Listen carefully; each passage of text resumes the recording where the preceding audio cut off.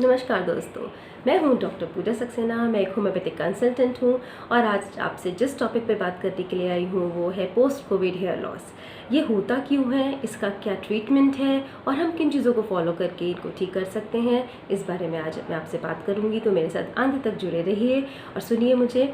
और सबसे पहले हम जानेंगे ये होता क्यों है। जब भी हमारी बॉडी में किसी तरह का स्ट्रेस लेवल बढ़ जाता है तो हमारी बॉडी ऑटोमेटिकली जो हमारे नॉन वाइटल ऑर्गन्स होते हैं, जैसे कि हेयर हो गया, स्किन हो गई, इनकी ब्लड सप्लाई को थोड़ा कम कर देती है और ब्लड सप्लाई को बढ़ा देती है उन वाइटल ऑर्गन्स को जिन्हें ज़्यादा ज़रूरत है उस समय में। तो जिससे कि हमारे जो स्किन है और हेयर के ऊपर सबसे पहले इफेक्ट दिखाई देता है। जैसे हमारी स्किन का जो ग्लो है वो डलनेस हो जाती है, वहाँ पे ग्लो ख़त्म हो जाता है, हेयर लॉस होने लग जाता है। तो ये प्रॉब्लम हमें पोस्ट कोविड के बाद देखने को भी मिलती है। और ऐसा भी नहीं है कि पोस्ट कोविड के बाद ही ये प्रॉब्लम हो रही है।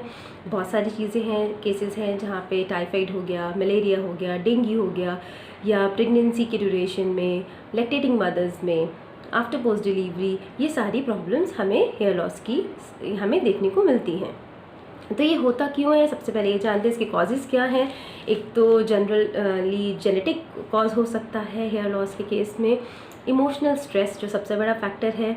तीसरी चीज़ होती है थायराइड डिसफंक्शन, जिसमें कि हाइपोथायराइडिज्म में मेन ये जहाँ पे TSH लेवल इंक्रीज़ हो जाता है वहाँ पे हमें हेयर की बहुत ज़्यादा ड्राइनेस और डलनेस और हेयर फॉल देखने को मिलता है। आयरन डेफिशिएंसी के केसेस में और लो प्रोटीन डाइट में, और जैसे आजकल की बहुत ज़्यादा क्रेज़ है लोगों को कि वो लोग वेट लॉस करना चाहते हैं, वेट लॉस के लिए क्रैश डाइटिंग करते हैं। तो क्रैश डाइटिंग के केसेस में भी हेयर लॉस बहुत ज़्यादा मिलता है देखने के लिए। अब हम समझेंगे कि हेयर ग्रोथ होती कैसे है। हमारी हेयर ग्रोथ जो है उसके कुछ फेजेस होते हैं। पहला फेज़ होता है हेयर ग्रोथ फेज़, जहाँ पे जो ग्रोथ फेज़ होता है वो 90 to 95% नॉर्मली रहता है, जिसमें कि हमारे जो हेयर हैं वो 1 सेंटीमीटर तक ग्रो करते हैं 1 महीने के अंदर। और ये नॉर्मली सबके साथ होता है जब हमारे हेयर हेल्दी होते हैं या हमारी बॉडी स्ट्रॉन्ग है, इम्यून सिस्टम हमारा बहुत अच्छा है। उसके बाद फेज़ आता है रेस्टिंग फेज़, जहाँ पे हेयर जो है ना तो ग्रो करते हैं ना ही वहाँ पे कोई शेडिंग होती है।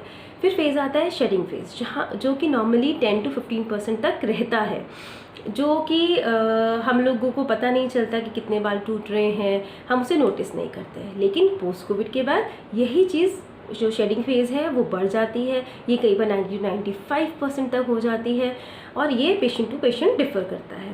इस टाइम हेयर लॉस को हम नोटिस करने लग जाते हैं क्योंकि गुच्छों में बाल टूटते हैं या बहुत ज़्यादा हेयर लॉस हो रहा होता है, हमें पिलो में मिल रहे होते हैं बाल। तो इस तरह से हमें पता चलता है कि हमें हेयर लॉस हो रहा है।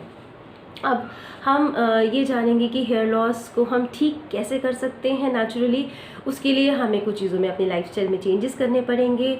हमें, जैसे कि मैं आपको बताऊंगी डाइट के बारे में कि क्या क्या हम ले सकते हैं। कुछ सुपर फूड्स हैं जो कि हम कंज्यूम कर सकते हैं हेयर लॉस के केसेस में। हमें जैसे पालक ले सकते हैं, क्योंकि पालक हो गया या जितनी भी ग्रीन लीफी वेजिटेबल्स हैं ये बहुत ज़्यादा आयरन रिच होती हैं। प्लस हमें जो प्रोटीन बहुत ज़्यादा चाहिए बालों की ग्रोथ के लिए, तो उसमें हम नट्स ले सकते हैं, सीड्स ले सकते हैं। नट्स में आलमंड हो गया, वॉलनट हो गया, जो कि बहुत अच्छे प्रोटीन सोर्स हैं। ओमेगा 3 फैटी एसिड बहुत ज़्यादा होता है इनमें। चिया सीड्स हैं, फ्लैक्स सीड्स हैं, ये हम बहुत ज़्यादा मात्रा में भी ले सकते हैं, मुट्ठी भर के खा सकते हैं, बहुत फ़ायदा करता है बालों को।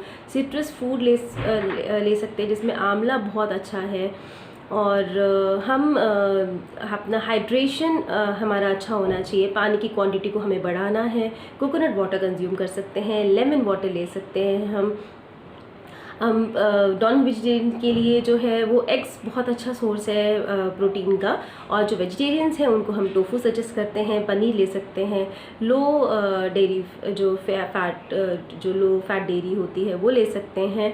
प्लस हमें अपना पॉजिटिव एटीट्यूड रखना है, स्ट्रेस लेवल को कम रखना है, अपना एनवायरनमेंट अच्छा रखना है, मेडिटेट करना है। इन चीज़ों का हमें ध्यान रखना है। और इसके बाद जब ये सब चीज़ें फॉलो करने के बाद भी अगर हेयर लॉस हो रहा है तो हमें ऑब्वियसली ट्रीटमेंट लेना है।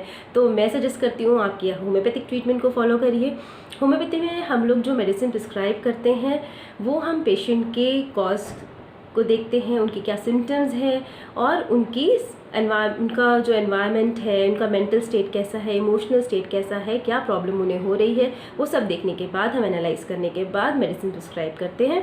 तो जो मेडिसिन आज मैं आपको बताने जा रही हूँ, आपसे रिक्वेस्ट करूँगी कोई भी उन्हें किसी भी क्वालिफाइड होम्योपैथिक डॉक्टर से बिना पूछे नहीं लें, लेकिन मैं आपकी नॉलेज के लिए कुछ मेडिसिन यहाँ पे आज आपको बताऊँगी। जैसे कि सबसे पहले मेडिसिन है जो मैंने अपनी प्रैक्टिस में देखी है वो है सिलीशिया। सिलीशिया में क्या होता है कि वो हेयर ग्रोथ को बहुत ज़्यादा बढ़ाती है, तो उसे हम ग्रोथ एनहांसर भी कहते हैं। सिलीशिया में जो ग्रोथ होती है हेयर की क्या होता है कि हमारे जो बाल होते हैं बहुत वीक हो जाते हैं, तो उनको स्ट्रेंथ देने का काम करते हैं सिलीशिया। तो बहुत ही बढ़िया मेडिसिन है सिलीशिया, जहाँ पे हमने रिजल्ट्स देखे हैं बहुत अच्छे। दूसरी मेडिसिन है जो मैंने अपनी प्रैक्टिस में देखी है वो है काली कार्प। काली कार्प में पेशेंट आके हमें बोलते हैं कि हमारे बाल बहुत ज़्यादा पतले हो गए हैं। उन केसेस में काली कार्प जो है वो बहुत अच्छा वर्क करती है और ग्रोथ को भी बढ़ाती है बालों के। और फिर एक मेडिसिन है लाइकोपोडियम। लाइकोपोडियम जो होती है वो प्रीमैच्योर बाल्डनेस में दी जाती है, जहाँ पे यंग लोगों में बहुत ज़्यादा हेयर लॉस की प्रॉब्लम दिखती है, बहुत ज़्यादा पैचेस दिखने लग जाते हैं, या फिर डैंड्रफ के केसेस में हेयर लॉस हो रहा होता है, प्रेगनेंसी के टाइम में, लैक्टेटिंग मदर्स में, या फिर कोई ओवेरियन डिसफंक्शन है, उन केसेस में लाइकोपोडियम बहुत अच्छा वर्क करती है हेयर लॉस में। मेडिसिन है फॉस्फोरस, जहाँ पे पेशेंट आके बोलता है कि गुच्छे में बाल टूट रहे हैं, तो वहाँ पे फॉस्फोरस के रिजल्ट्स बहुत ज़्यादा अच्छे हैं।